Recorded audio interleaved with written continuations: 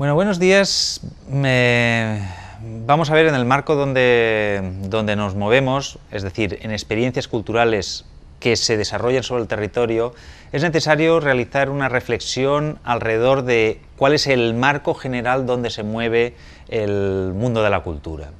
Y este marco de referencia general ha cambiado sustancialmente en los últimos tiempos y vamos a tratar de explicar qué nuevos referentes, qué nuevos espacios, qué nuevo entorno define por dónde se mueven en conjunto las industrias culturales.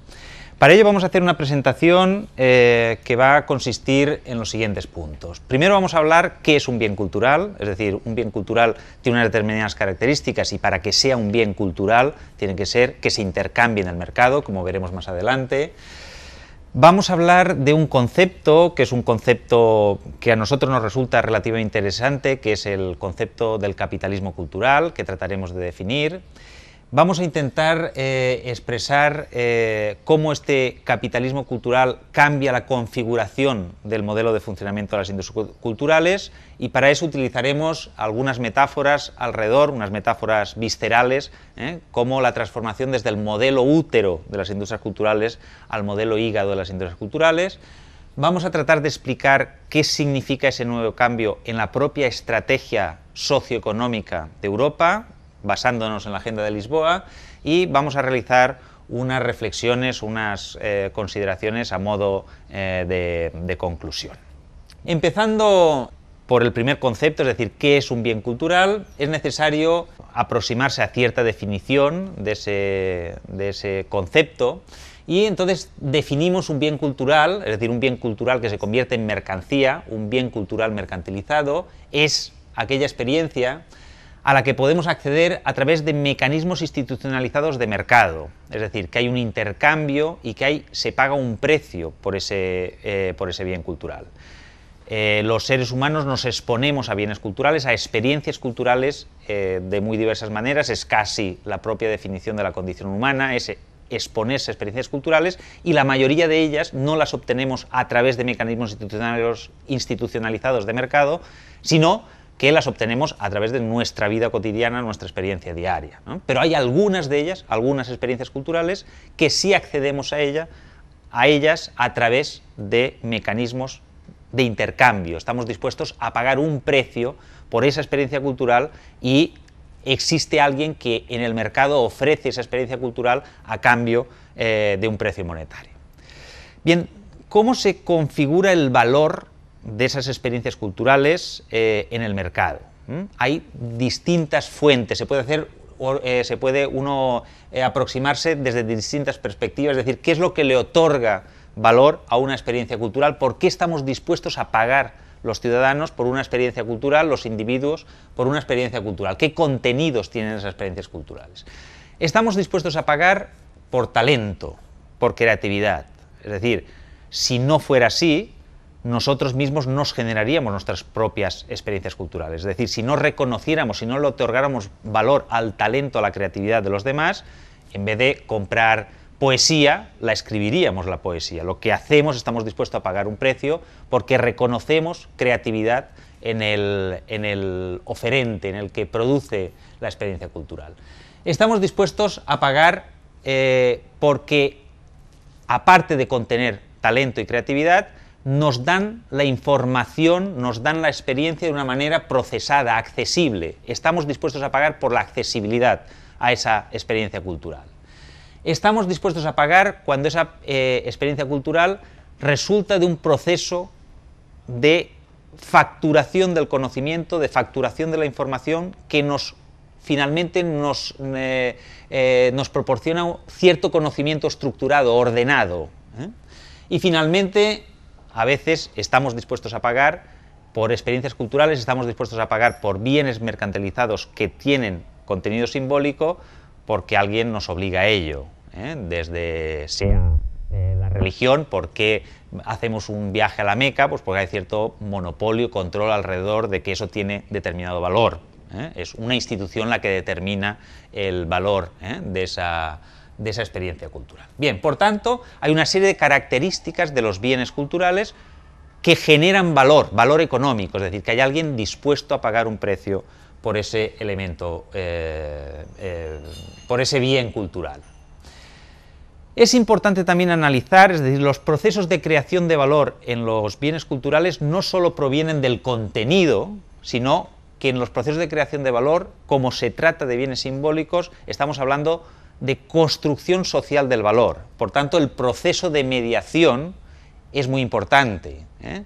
Analizar el proceso de mediación es muy importante y muchas veces, o en algunos casos, es casi el proceso de generación de valor se da más en el ámbito de la mediación que en el ámbito del contenido estricto de los bienes culturales. Es decir, una canción tiene valor porque hay otra mucha gente que conoce esa canción, ¿eh? Un libro tiene valor porque hay otra mucha gente que ha leído ese libro, porque reconocemos los juicios que se hacen sobre ese mensaje simbólico en el conjunto de la sociedad.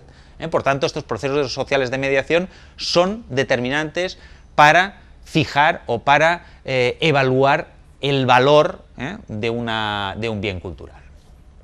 Finalmente, desde el punto de vista de la demanda, ¿qué es un bien cultural? Un bien cultural, desde el punto de vista de la demanda, es aquel bien en el que deliberadamente, es decir, que hay una intención deliberada, tanto en el proceso de creación o de consumo, de que ese bien, que la exposición a esa información, nos genere algún tipo de impacto, de transformación de tipo cognitivo, espiritual, estético, etc. Es decir, ahí nos aproximamos a los bienes culturales, la percepción desde la demanda es que esa aproximación requiere una deliberada intención de que el bien cultural nos provoque algún tipo de transformación en este sentido, ¿eh?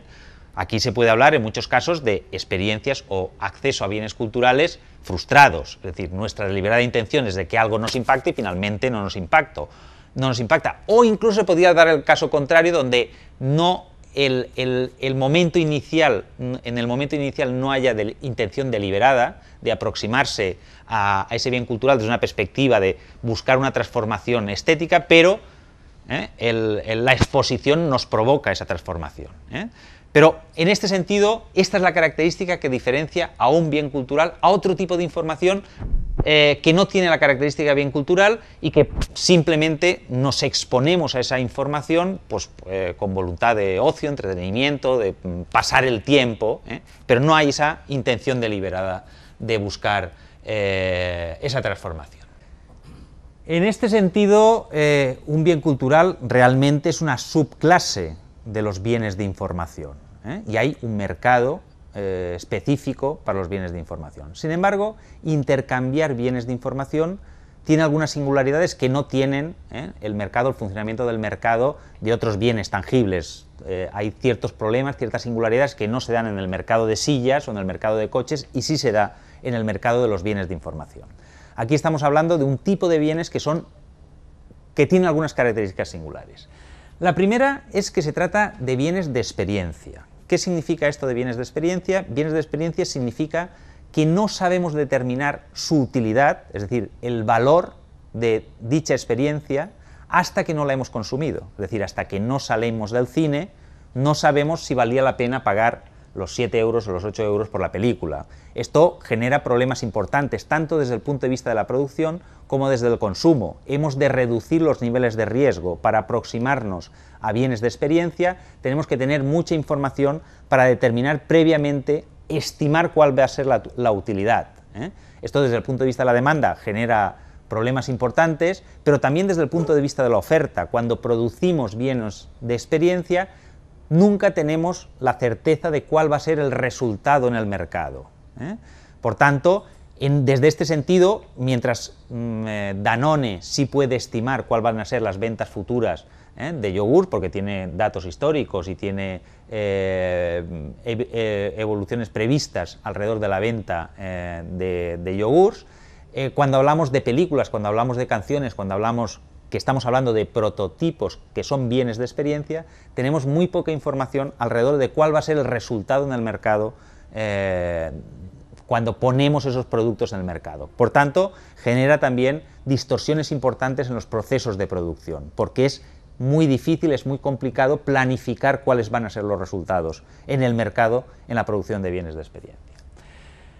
Otra singularidad es que la información no solamente tiene valor de mercado, sino la información, es decir, la producción simbólica, cuando hablamos de información que tiene que ver con los valores, con los símbolos, etcétera, genera efectos, transformaciones, no solamente en el momento del consumo, sino que genera efectos y transformaciones en el conocimiento, en el posicionamiento ideológico, por tanto, la producción de bienes culturales no solamente busca cierta remuneración en el mercado, sino lo que busca, en algunos casos, es decir, todos los agentes emitimos bienes de información tratando de modificar el comportamiento de los demás. Esto distorsiona notablemente, porque el origen, la voluntad de poner bienes de información en el mercado es muy diverso. Algunos son estrictamente en términos económicos, pero en otros casos, como se trata de bienes que tienen efecto sobre el comportamiento de los individuos, pues las motivaciones son muy diversas. Y eso hace que los distintos tipos de mercado se mezclen notablemente. Aquí estamos hablando de la publicidad, de la ideología, etcétera, etcétera.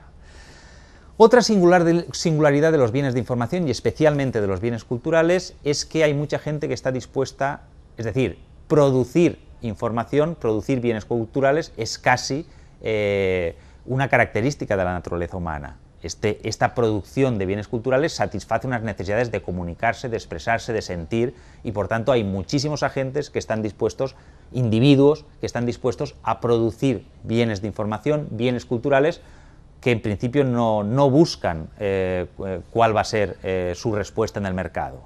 Y esto hace también que se mezclen los agentes, aquellos agentes que sí que participan en el mercado en la producción de bienes simbólicos con una perspectiva estrictamente de mercado, mientras el resto, que es la gran mayoría de los productores de bienes simbólicos, están dispuestos a hacerlo sin recompensa de mercado. Y aquí podemos hablar de los fenómenos de la wikiconomía en el ámbito de Internet, es decir, hay mucha gente que participa en la creación de producción simbólica sin esperar nada a cambio. Hay una motivación intrínseca, igual que en el conjunto, en la mayoría de la producción cultural. Siempre habrá gente dispuesta a expresarse, a sentir, a comunicarse. Y esto hace que la diferencia entre las distintas motivaciones y mercados sea complicada. Finalmente, la información y los bienes culturales no solo tiene valor individual, sino compartir o no compartir determinados mensajes, compartir o no compartir determinados discursos, tiene no solo un valor individual, sino tiene un valor social, y por tanto también genera importantes distorsiones en el funcionamiento del mercado de los bienes simbólicos. Por tanto, estamos hablando de un mercado, estamos hablando de bienes económicos con unas singularidades que hacen muy difícil su análisis y su tratamiento, y donde las recetas para mejorar la eficiencia, la eficacia, la equidad, la excelencia en la producción de bienes simbólicos resulta mucho más complicada que en otros ámbitos como la producción de coches o la producción de sillas. Y esto hace, por una parte, que sea mucho más interesante el análisis de este tipo de bienes, pero por otra parte que desde el punto de vista de la racionalización analítica de los procesos, los mecanismos de aproximación sean mucho más